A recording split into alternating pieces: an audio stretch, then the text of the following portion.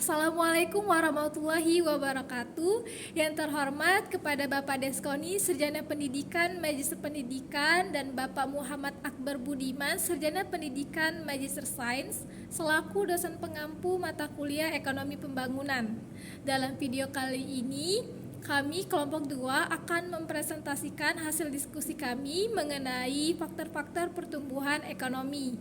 Namun, sebelum penyampaian materi, kami akan memperkenalkan anggota kelompok kami, yaitu saya sendiri, Saskia Amanda Salsabila Putri, dan rekan saya, Eka Putri Febrianti.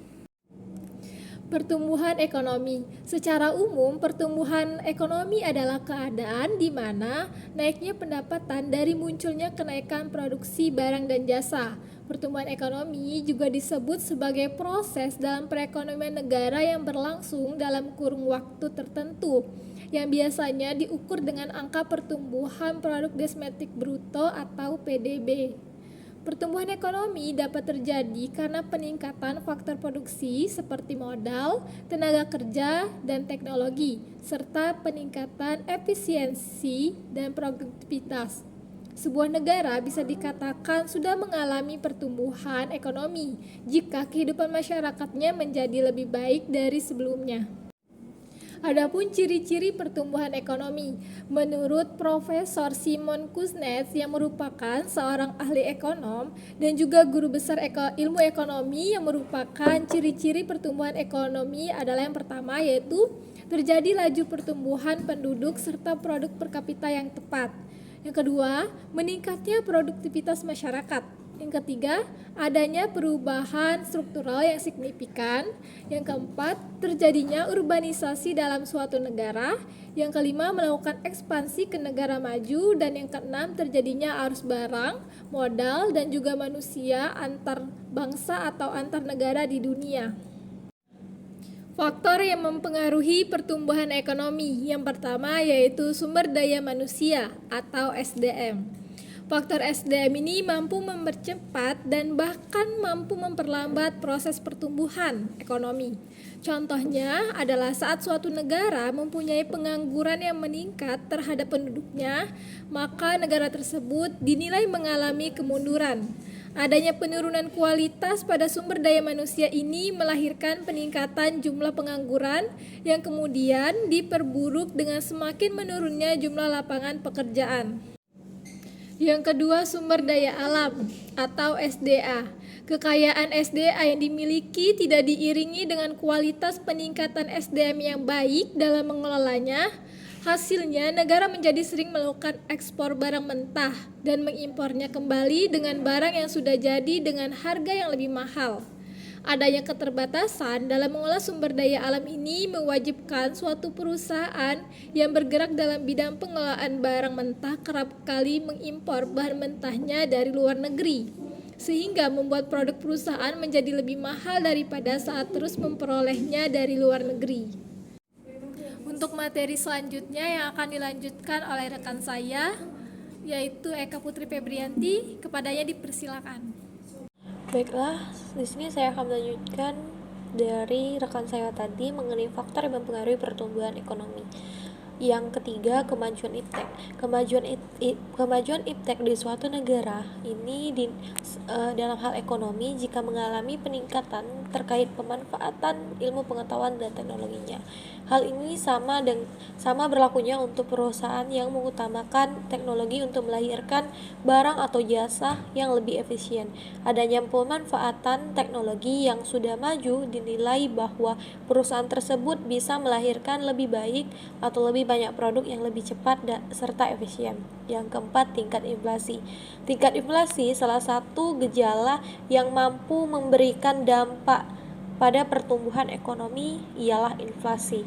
Inflasi ini adalah suatu kondisi yang laju peredaran mata uang yang tidak terkendali sehingga terjadinya peningkatan harga serta peningkatan harga yang sangat berdampak pada produktivitas bahan baku karena membuat peningkatan biaya operasional perusahaan dalam hal tersebut memasok bahan mentah. Selain itu juga, inflasi ini juga akan berdampak pada gaji karyawan. Selanjutnya yang kelima yaitu tingkat suku bunga.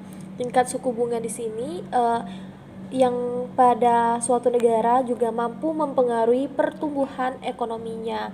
Jadi pertumbuhan tersebut cenderung akan membuat tingkat suku bunga meningkat karena adanya peningkatan pendapatan yang terjadi di masyarakat.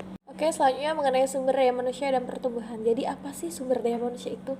Sumber daya manusia merupakan potensi yang terkandung dalam diri manusia untuk mewujudkan perannya sebagai makhluk sosial yang adaptif dan transformatif, yang mampu mengelola dirinya sendiri serta seluruh potensi yang terkandung di alam menuju tercapainya kesejahteraan kehidupan dalam tatanan yang seimbang dan berkelanjutan.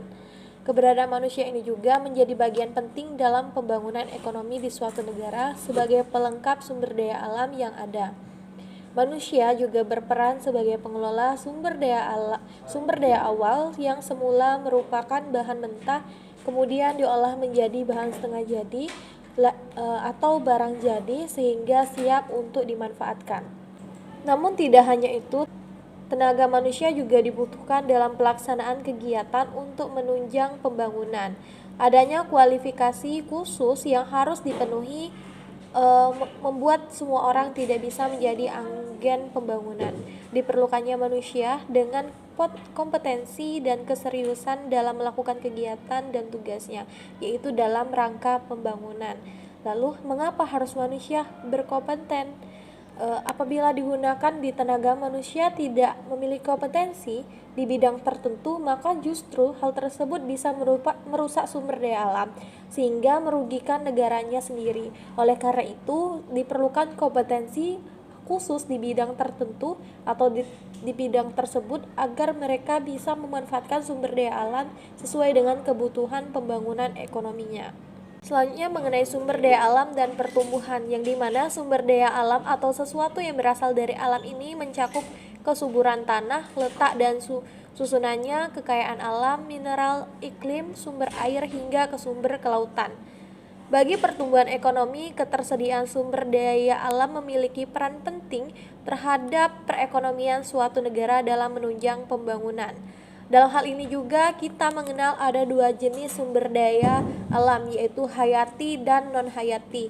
Sumber daya alam ini berperan sebagai bahan dasar dan pemasok bahan untuk setiap produksi yang perlu dilakukan. Tanpa adanya sumber daya alam, suatu negara harus mencari bahan ke luar negeri untuk dapat memenuhi kebutuhan dalam pembangunan ekonominya. Syarat ini juga sebenarnya bisa saja dilakukan, tapi pasti membutuhkan dana yang tidak sedikit. Apabila sumber daya alamnya melimpah, maka pengeluaran negara bisa lebih hemat dan juga bisa dialokasikan ke yang lainnya. Mungkin itu saja dari kelompok kami. Terima kasih.